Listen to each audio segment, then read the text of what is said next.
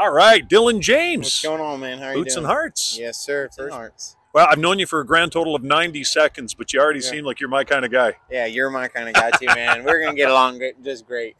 I don't think I've ever met anybody from Bakersfield, California, that I didn't like. Well, you're the only one. Anyone that's ever, I was about to say, I'm probably the only one you've ever met. No, everybody from where I'm at is pretty cool. I like a lot of the people back home. They're awesome. Yeah, well, it's interesting to me, and I bring up Bakersfield right out of the hop because of its influence on you and your music. Yeah, there's a bunch of influences out there. The original Bakersfield sound and all my country embellishments that I really didn't even know I would appreciate like I do now that I'm older. But growing up around it, my family, and like being in Bakersfield, Buck Owens, and you just kind of are living around it. Not like this. It's not as big as like the scenes that I've come to know outside of Bakersfield, but it is what it is there. And so I've just taken a little piece of that with me, you know. Right on. Who are those? You mentioned Buck Owens. Buck Owens, and my influences are, my big ones are like Jeff Buckley, Glenn Campbell, Eric Church, and I listen to a lot of Chris Cornell and just a lot of rock stuff, but a lot of the old country stuff. And I've just one of the best parts of being in Nashville now and living this music world life, the machine of the artistry, is getting to dive into all the new artists that I'm like, because my story is pretty crazy. I'm like coming into the scene, not rather knowing the scene. And so I've been able to kind of study what's going on right now and see what I like about it, what I don't like about it, where can I fit, and just try to pick a lane for where I'm heading and for the vision that I have in my own head, you know. All right, okay. Sounds a little weird, but it's kind of, every artist I think goes through that, you know, and especially when you go from a place like Bakersfield and then you go to a real countrified home like Nashville, Tennessee, where everybody is trying to do that thing, which is become an artist or a singer or be in the business somehow. I was culture shocked. And so now I just get to kind of study the things that have been in my life the whole time and really go back to those roots and write new music with it. Well, that's just it. Like, how does that affect your writing? Like, a song you'd have written the day you moved to Nashville against a song now, how are they different? Oh, they're so much different.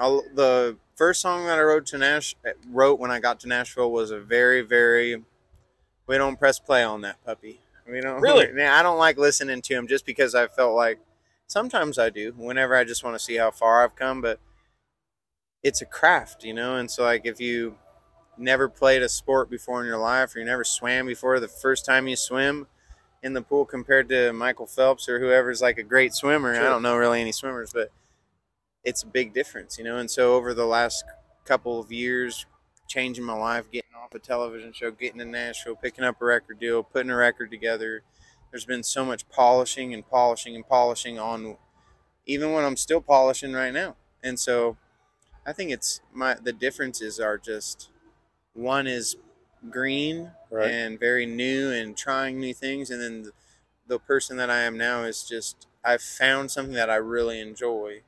And I feel like that works for the branding and who I am and for the spiritual side of me, which is first priority for me. Good. And so it just all correlates in a weird way, and then I get to do what I can do and try to do it to the best of my ability. Which, you know, you never know. Hey, how was your Idol experience? It was really good. Honestly, I met a lot of great friends. I would not be able to do anything that I'm doing today without it. It was probably one of the most eye-opening experiences for the business, because I didn't realize how much, when you think about it, you're like, I'm going to go and do this on my own. I'm going to figure this out.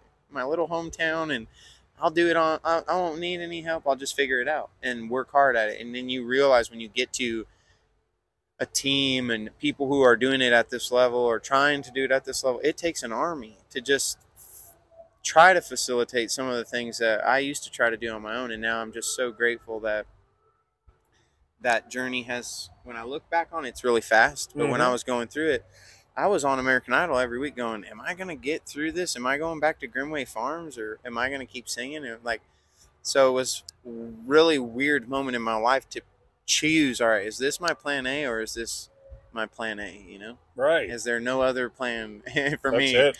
And then I realized I didn't have any other plan. I just got really blessed to get off the streets and start singing and playing music and trying to learn something new about who I was. And so now I'm doing that. I just put out my first EP with Universal, and I just feel really proud of what I'm doing. And I know that I'm not where I'm going to be, but I think that's just part of it. You know, you're never going to be in the same place twice. No. You know? They say we're spinning on a rock flying through the sky. Yeah, that's right.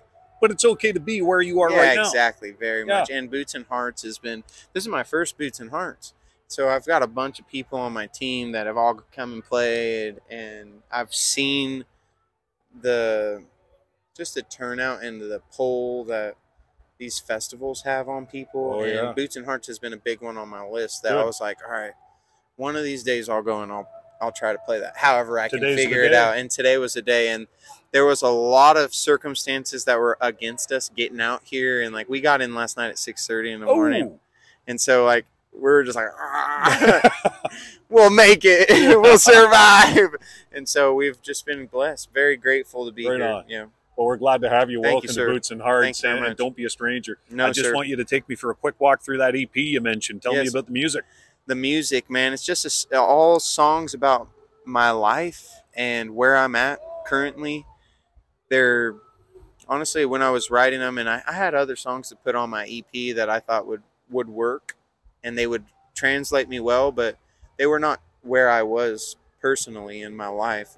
And so where I'm at sitting personally is I've got a new faith, and I've just changed my whole life, whole complete 180. I haven't done anything. God's helped me do it all, but the project was really, when I got to pick the songs, I had 5 songs that I put on there, and I'm like, these are the 5 songs that are really resonating with me spiritually and like with what I'm trying to do. And right now, I don't know how long this journey is going to last. After you live a journey that I was living, you realize every day could be the end of it. So it's your success story though, right? You know, when you consider where you've come through your life and the fact that you're here, you know, again, like you said, living on the streets, and a lot of people don't come out of that. No, and look at you now. I start to feel that about myself, but I don't feel that about myself until I hear someone like you say it, or like when you're looking at your own life, it's hard to see you. Right. You know, you can't really, there's no mirror shining on your face every day saying, look at me.